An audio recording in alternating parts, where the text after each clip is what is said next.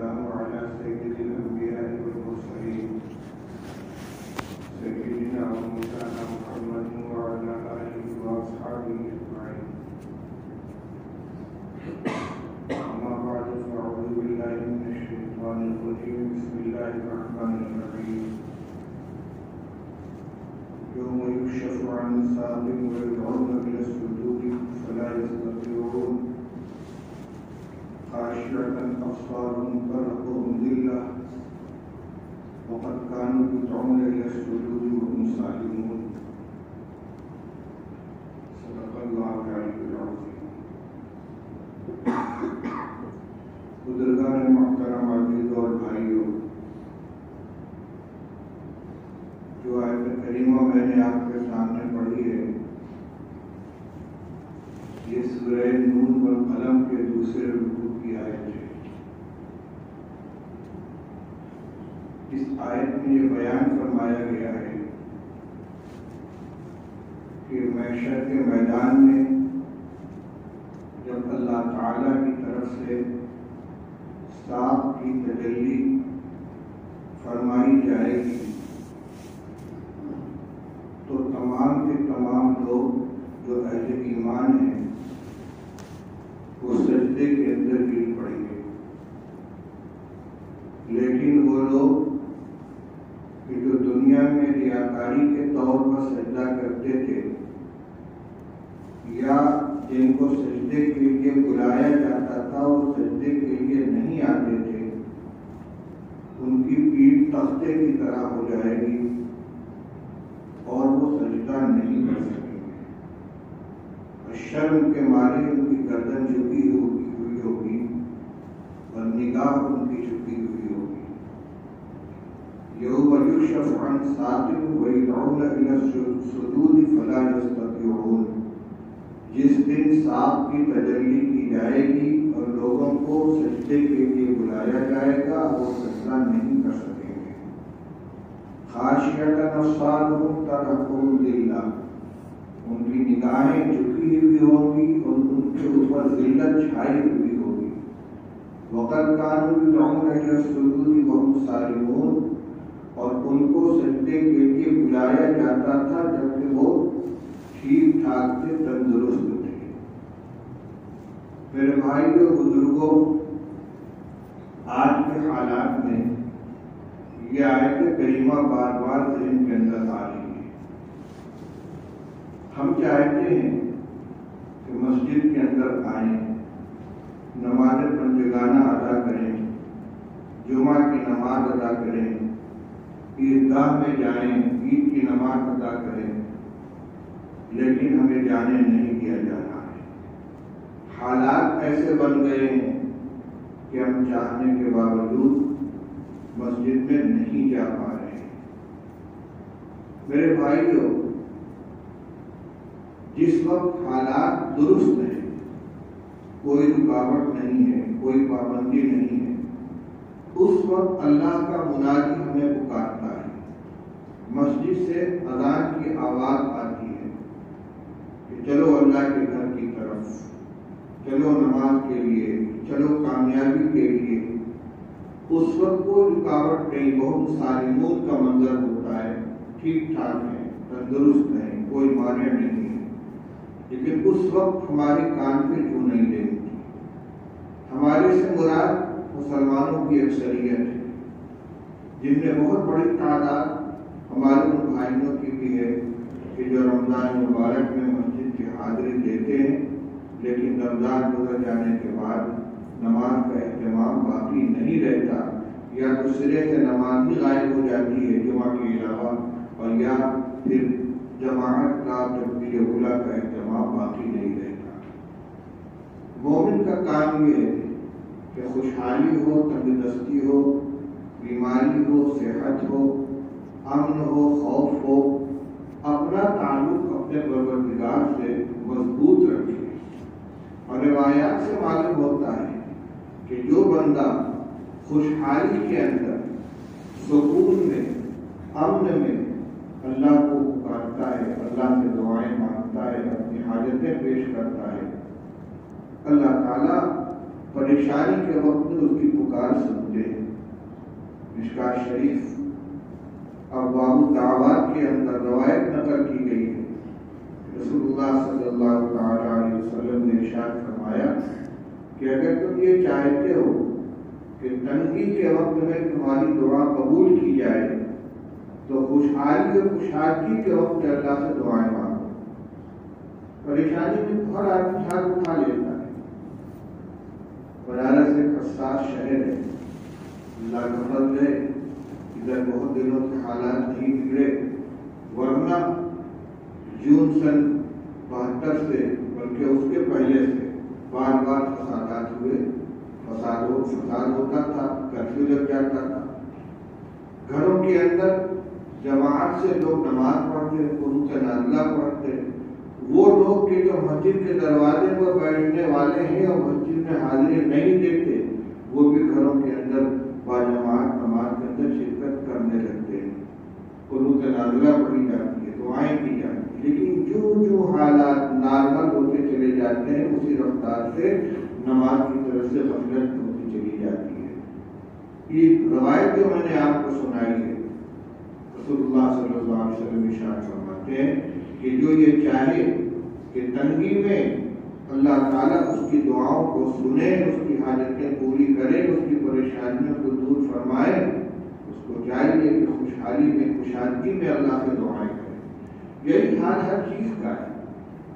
صدقہ خیرات کے بارے میں فرمایا گیا کہ صدقہ خیرات کر لو اس سے پہلے کہ وہ وقت آئے کہ تم اپنی رقم لے کر نکلو اور جس کے پاس جاؤ وہ کہے آج تو مجھے ضرورت نہیں ہے، کل لائے ہوتے تو میں لے لیتا، آج تو اللہ نے مجھے خوشحال بنایا ہے۔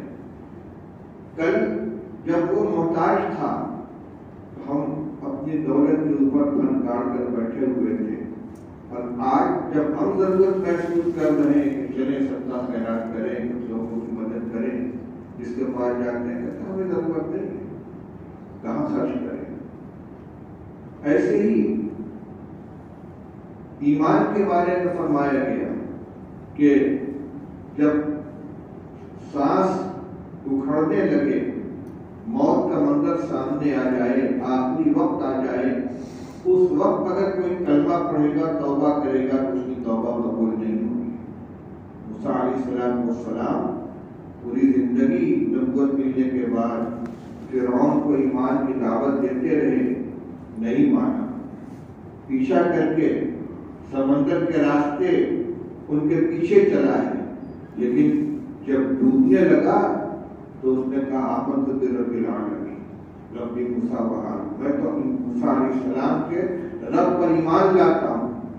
تو فرشتوں نے کیا کہا؟ آنا وقد عصیت من قبل، اب ایمان لائے ہو۔ جب ایمان لانے کے لیے کہا جاتا تب نہیں لائے، اب تمہارا ایمان معتبر ہے۔ میرے بھائیوں سوچیں ہم کن حالات سے گزر رہے ہیں، اللہ کرے کہ حالات بھی نکل جائیں، ختم ہو جائیں، لیکن ایسا نہ ہو کہ پھر اپنے ڈھرنے پر ہم واپس آ جائیں۔ اسی طرح یہ رمضان کا مہینہ ہے، رمضان میں نمازوں کا اہتمام ہو جاتا ہے، تلاوت کا اہتمام ہو جاتا ہے، لیکن رمضان گزرنے کے بعد عام مسلمانوں کی دینی زندگی اپنے پرانے روش کے اوپر واپس آ جاتی ہے۔ یہ مطلب کی بندگی ہے، ماحول ہے تو ہم بھی نماز پڑھ رہے ہیں، یا پریشان ہیں تو اللہ کے سامنے ہاتھ اٹھا رہے ہیں، اور جب سب ٹھیک ٹھاک ہو گیا تو اب ضرورت نہیں دے گی۔ وہ ایک لطیفہ ہے نا کہ ایک شخص پیسے لے کے بازار جا رہا تھا، کسی نے پوچھا کہاں جا رہے ہو؟ کہ وہ بیل لینے جا رہا ہوں کھیتی کے لیے، بازار جا رہا ہوں بیل لاؤں گا۔ اس نے کہا انشاءاللہ کہہ لو۔ کہ انشاءاللہ کیا مطلب؟ پیسہ میرے جیب میں ہے، مارکیٹ سامنے ہے، میں وہاں بھی کرایہ جاؤں گا، خرید کر لے آؤں گا۔ اچھی بات ہے۔ راستے میں کسی نے اس کی جیب اڑا دی، اور وہاں پہنچا، سامان معاملہ طے کر دیا، اب جو دیکھتا ہے تو جیب پٹی، اور وہاں سے لوٹا، کوئی قرآن راستے میں ملا، کیا ہوا بھائی؟ کہ انشاءاللہ میں پیسہ لے کر انشاءاللہ میں جا رہا تھا بیل لینے کے لیے، انشاءاللہ وہ میری جیب کاٹ دی، انشاءاللہ۔ اب انشاءاللہ کیا ہوتا ہے؟ جب انشاءاللہ کا وقت تو اس وقت تو انشاءاللہ کام ہی تم نے، اب جیب کٹنے کے بعد انشاءاللہ کر رہے ہو. یہ لطیفہ ہے، لیکن حالات یہی ہیں کہ جب پریشانی آتی ہے تب ہمیں اللہ یاد آتا ہے، اور جب خوشحالی ہو جاتی ہے تو بھول جاتے ہیں. اللہ تعالیٰ ہمارے حال پہ رحم فرمائے اور اپنے در کی حاضری سے ہمیں محروم نہ فرمائے. اور شیخ رحمۃ اللہ علیہ نے لکھا مشہور قصہ ہے کہ ایک شخص بازار میں اس نے کوئی سامان خریدا اور آواز لگائی کہ بھائی کوئی مزدور ہے جو میرا یہ سامان میرے گھر پر پہنچا دے. ایک مزدور تیار ہو گیا. اس نے کہا لیکن ایک شرط ہے کہ راستے میں اگر نماز کا وقت ہو جائے گا تو میں مسجد میں جا کے نماز پڑھوں گا. کہ ٹھیک ہے. سامان لے کے چلا. اتفاق کی بات اذان کی آواز سنائی دی. بس اس نے سامان دروازے پر رکھا اور اندر چلا گیا. اب یہ صاحب جو سامان والے تھے، جو مسجد کی حاضری دینے والے نہیں تھے، یہ دروازے پر بیٹھے انتظار کر رہے ہیں. نماز ہو گئی، ایک آدمی نکلا، دو نکلا، تین نکلا، سارے نکل گئے اور وہ اندر ہی بیٹھا ہوا ہے. انہوں نے کہا کہاں ہو، آتے کیوں نہیں؟ کہا آنے نہیں دیتے. کہ کون آنے نہیں دیتا؟ اندر تو کوئی نہیں ہے. تو وہی جو تم کو باہر سے اندر نہیں آنے دیتے ان کو اندر سے باہر جانے نہیں دیتے. وہی جو تم کو باہر سے اندر آنے نہیں دیتا وہ مجھے اندر سے باہر جانے نہیں دیتا. توفیق سے ہوتا ہے. ہم خدا نہ خواستہ نہ توفیقی نہ ہو جائے، اللہ کی طرف سے توفیق سلب نہ کر لی جائے، ایسی نافرمانی ہماری زندگی میں در خدا کرے نہ آئے. یہ رمضان مبارک کا آخری جمعہ ہے. عرف عام میں بھی اس کو الوداع کا جمعہ کہا جاتا ہے.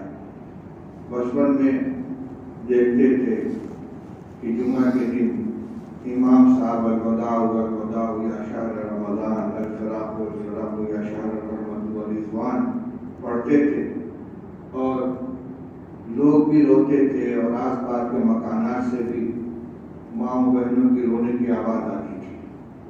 بہرحال یہ تو ایک اپنا عمل ہوا. مقصد کہنے کے یہ ہے کہ رمضان میں رخصت ہونے لگتا ہے تو ایک غم کی کیفیت ہوتی ہے کہ مقدس مہینہ آیا، ہمیں نوازنے کے لیے آیا، اللہ کی رحمتوں کو لے کر آیا، گناہوں کی مغفرت کے لیے آیا، رحمتوں کے نزول کے لیے آیا، جہنم سے خلاصی کے لیے آیا. ہمیں خوب موقع دیا گیا.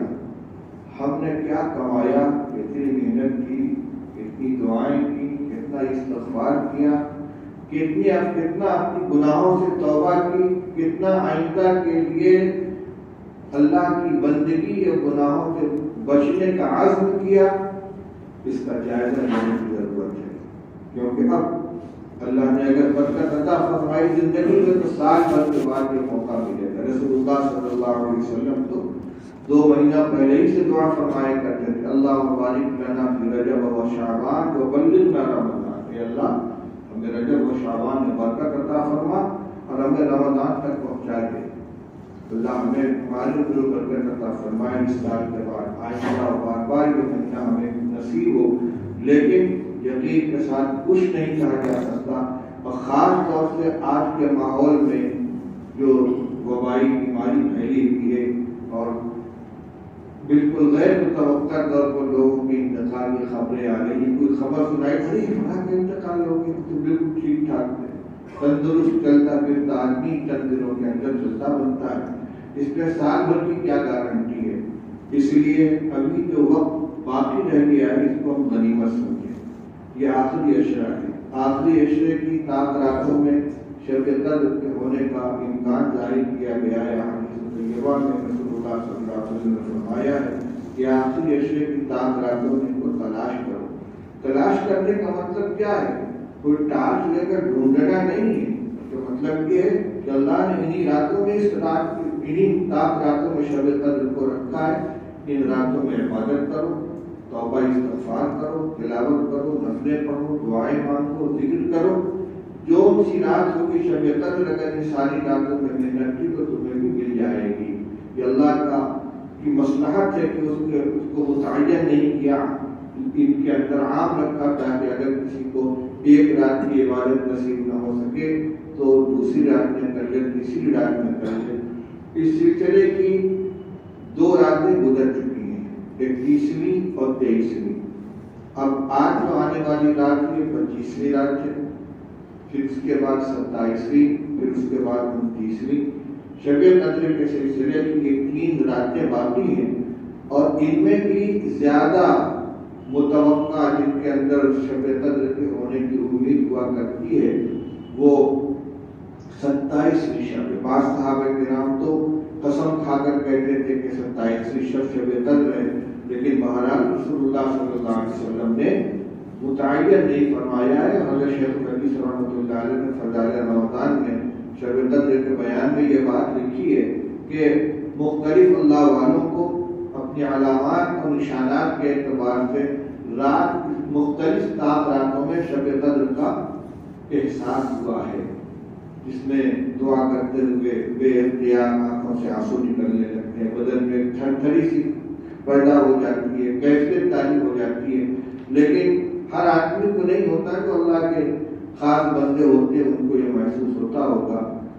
حضرت ابھی چند روز پہلے 23ویں شب میں ہمارے تعلق والے ہیں، نیک و صالح آدمی ہیں، رات کو عشاء کے بعد ان کا فون آیا، کہنے لگے حضرت آج تو کچھ عجیب سی کیفیت محسوس ہو رہی ہے، اللہ کرے آج ہی ہو۔